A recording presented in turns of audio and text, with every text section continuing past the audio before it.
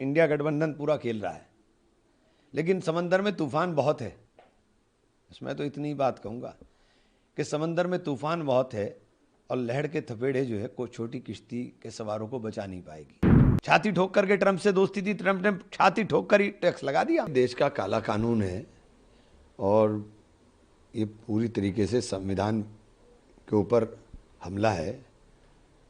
ये जिस तरीके से ये कानून बनाया गया है वो लोकतंत्र के लिए बेहतर नहीं है।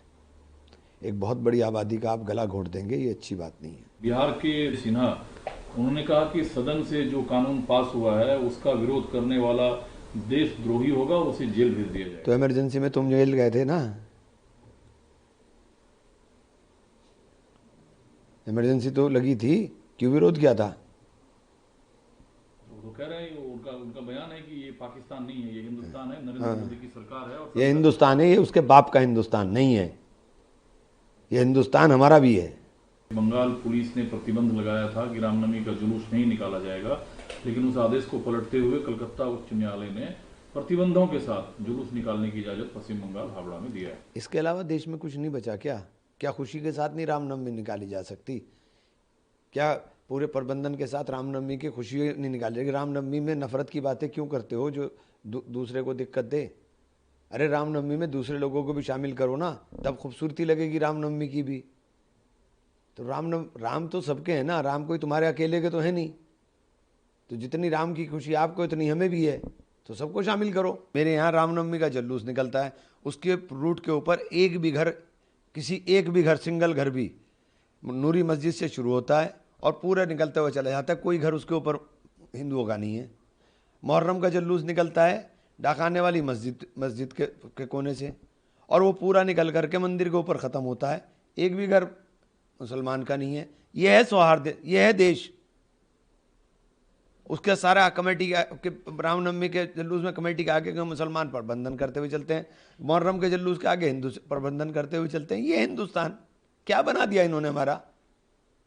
लेकिन जिस तत्परता से कांग्रेस के बिल को लेकर लड़ते दिखे, राहुल गांधी ने सोशल मीडिया प्लेटफॉर्म पर कहा कि मुसलमानों की जमीन के बाद अब आरएसएस की नजर ईसाइयों की जमीन पर है। कल ऑर्गेनाइजर का आपने पढ़ा नहीं क्या? ऑर्गेनाइजर में तो लेख छपा है। हमारे पास तो ये बता रहे थे 39 लाख एकड़ ज़मीन है। गृह मंत्री जी बता रहे थे, मुझे नहीं पता कहाँ से कौन सी सोर्स उनके पास थी, और वो साबित नहीं कर पाएंगे क्योंकि वो या तो वो गलत बोल रहे, आज गलत बोल रहे, या कल जो उन्होंने एफिडेविट दिया है सुप्रीम कोर्ट में सरकार ने वो गलत था 2021 में। अब उनके लिए कहा है कि कैथोलिक के पास 17.5 करोड़ एकड़ लैंड है, 17.5 करोड़ एकड़ लैंड है।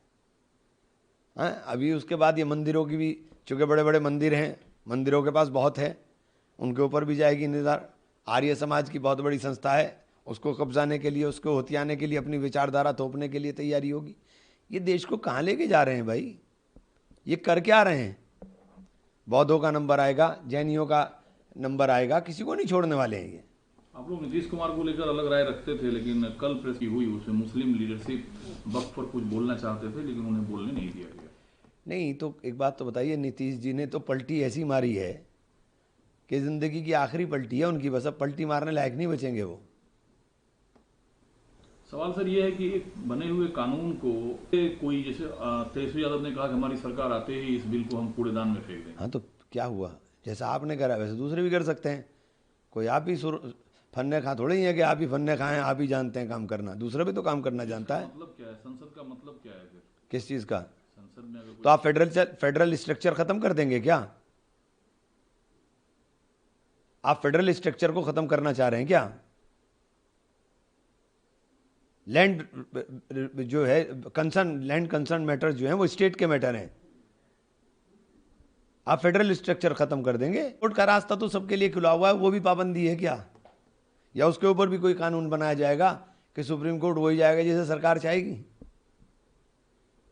ये लोकतांत्रिक देश है भाई। फ्रंट फुट पे कांग्रेस खेल रही है, सपा की तरफ से अब तक कोई निर्णय नहीं आया सामने, को सुप्रीम कोर्ट जा रहे हैं। इंडिया गठबंधन पूरा खेल रहा है, लेकिन समंदर में तूफान बहुत है।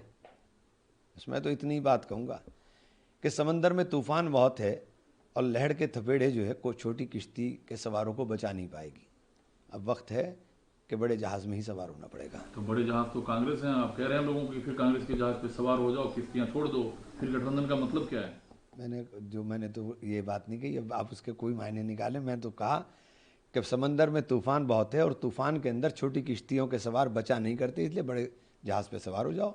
और आपके सूबे के मुख्यमंत्री ने कहा कि पहले एक माफिया हुआ करता था, मैंने एक जिला एक मेडिकल कॉलेज कर दिया यूपी में, इतना बड़ा सहारनपुर मेडिकल कॉलेज को मुख्यमंत्री जी हाथ जोड़ के निवेदन है, मैंने सरकार से भी निवेदन कर लिया, मैंने माननीय स्वास्थ्य मंत्री जी से भी निवेदन कर लिया, उनका मैं स्वास्थ्य मंत्री जी का शुक्रिया भी अदा करता हूँ, उनका चिट्ठी भी मिल गई मुझे कि हम इसका परीक्षण करवा रहे हैं।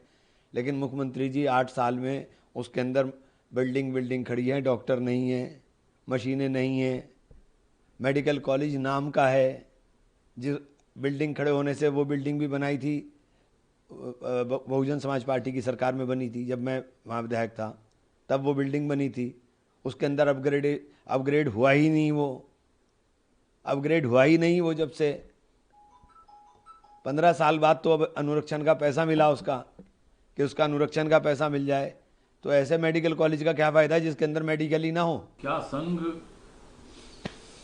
को आतंकी समूहों या आतंकी गतिविधि रखने वाली संस्थाओं से तुलना करना सही है?